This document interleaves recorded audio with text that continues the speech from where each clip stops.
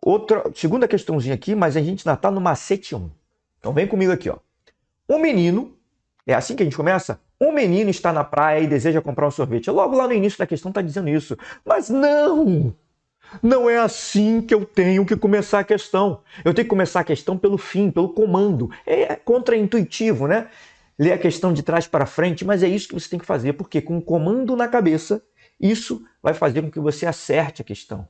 Mais fácil, que você encontre o que você precisa para acertar aquela questão. E, obviamente, isso vai te aproximar. Acertando aquela questão, você vai ficar mais próximo de tirar mais de 700 pontos na prova de matemática do Enem. E aí você vai poder escolher a faculdade que você sempre quis. Então, vamos lá. Olha só o que a questão está me pedindo. Eu vou lá no final. Quantos metros ele vai ter que caminhar? Ele quer saber isso. Quantos metros esse menino vai ter que caminhar? Eu já sei que é menino que eu já li lá no início, mas eu não saberia se ele poderia ser qualquer um. Mas vamos lá.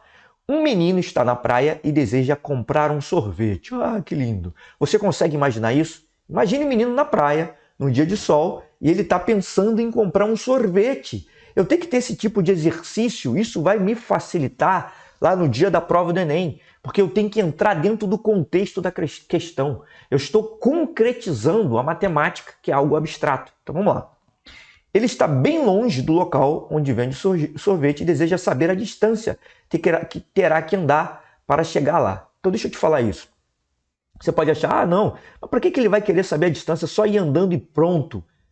Deixa eu te falar uma coisa interessante. Quando eu vou fazer uma viagem, geralmente eu vejo a distância. Eu pego lá um navegador, um GPS, e o GPS ele mede a distância para mim, e pela distância ele sabe quanto tempo eu vou demorar.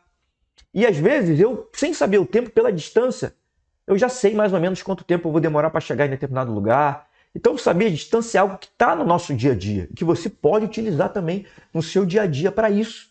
O menino, sabendo a distância que ele vai ter que andar até encontrar lá o sorvete, até chegar lá e matar a sua sede, né? Quem é que mata a sede com sorvete?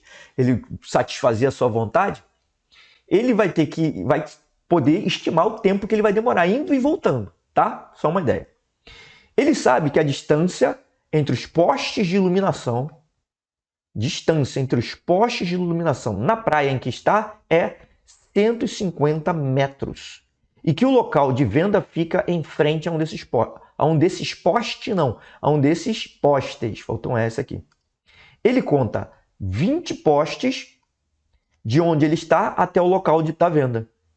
E aí ele quer saber quantos metros ele vai caminhar. Aí você pensa, pô, como é que ele conseguiu contar 20 postes, um negócio tão distante? É porque você tem algumas praias que, quer dizer, a maioria das praias, né? No litoral, se você nunca foi na praia, então você vai saber agora.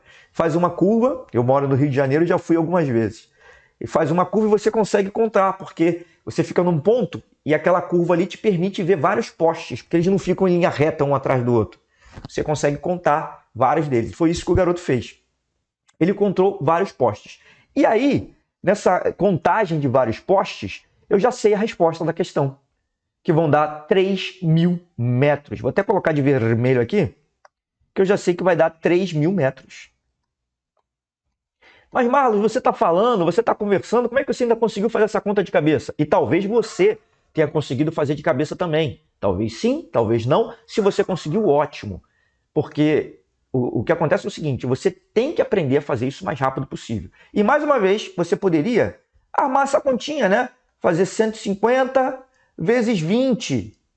Olha só, 150 vezes 20, aí bota 0, 0, 0, depois 2 vezes 0, 0, 2 vezes 5, 10, vai 1, 2 vezes 1, 2, mais 1, 3, e aí depois você soma tudo, 0, 0, 0, e encontra 3.000. Perdeu um tempinho, hein? Perdeu um tempinho que você poderia estar aplicando na questão.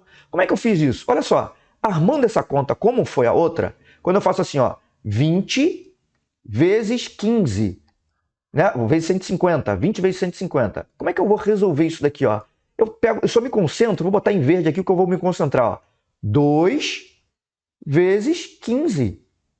2 vezes 15 dá para fazer de cabeça, assim. 2 vezes 15 dá 30.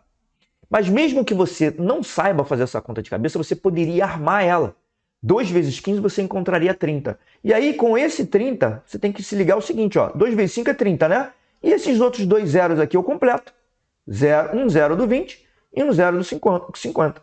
Então deu 3.000 metros, tá? E você precisa ter essa habilidade de fazer esse tipo de conta de cabeça. Você precisa ter ousadia de fazer esse tipo de conta de cabeça. Eu, quando eu estava estudando no início, eu não tinha essa ousadia. Eu ficava com medo de fazer. E aí, quando você faz essa conta, por incrível que pareça, quando você arma e sai multiplicando, as chances de você errar aumentam. As chances aumentam. Por quê? Porque você pode esquecer um zero, são mais operações ali para você fazer. Quando você faz de cabeça, quando você treina a fazer isso de cabeça, você ganha muito mais tempo. E olha só, e as chances de errar diminuem. Então, olha só, deixa eu colocar uns outros exemplos aqui. Por exemplo, se eu quisesse fazer 30 vezes 700, vou colocar aqui, ó. 30 vezes 700. E olha que a gente ainda está no macete 1, hein? Então se liga, ó. O que eu faço? Como é que eu faço para resolver isso aqui de cabeça? Eu tenho que fazer o seguinte, ó. Esse 3, deixa eu botar de verde, né? Para seguir o padrão que estava antes lá, ó. 3 vezes 7. Vamos na tabuada. 3 vezes 7, 21. Então, isso daqui vai ser igual 3 vezes 7, 21. E vou completar de zeros, ó. Tem um zero depois do 30. Eu boto um zerinho aqui. E 2 zeros depois do 700. Boto mais 2. Então, isso aqui deu 21.000. Certo? Ó, um outro exemplinho que poderia ter aqui, ó. Se eu tivesse 80 vezes 90, por exemplo. 80 vezes 90. Mais uma vez, eu vou lá e eu me concentro no 8 vezes 9. Esqueço os zeros. Quanto é 8 vezes 9? 72. Olha a tabuada aí, tem que estar em dia, hein? 8 vezes 9, 72. E completo com os 2 zeros. Ó, um zero do 80 e um zero do 90. Então isso aqui deu 7.200. Certo? Beleza até aí? Tranquilo? Isso daqui é sensacional, muito importante. Isso daqui, ó, só esse simples fato de você fazer isso daqui vai já te aproximar demais de você tirar mais de 700 pontos na prova de matemática do Enem. Isso, mesmo que você tenha pouco tempo para estudar, isso mesmo que você esteja começando mais absoluto zero. Se você estiver começando mais absoluto zero, isso daqui é para você, porque você vai ganhar um tempo com isso. E fazendo isso daqui muito mais rápido lá no dia da sua prova, isso daqui vai fazer com que sobre um tempo gigante dentro da questão que você está fazendo. Porque as questões do Enem, muitas delas têm muita conta para você fazer. Conta de multiplicação é praticamente toda a questão. Praticamente toda a questão do Enem tem conta de multiplicação para você fazer. Então, você ganhando um tempo na multiplicação, você ganha um tempo absurdo em toda a prova do Enem. Isso facilita você tirar mais de 700 pontos lá no dia do Enem e depois de você ser feliz escolhendo o curso que você sempre quis, tá bom? Então, vamos para o segundo macete aqui.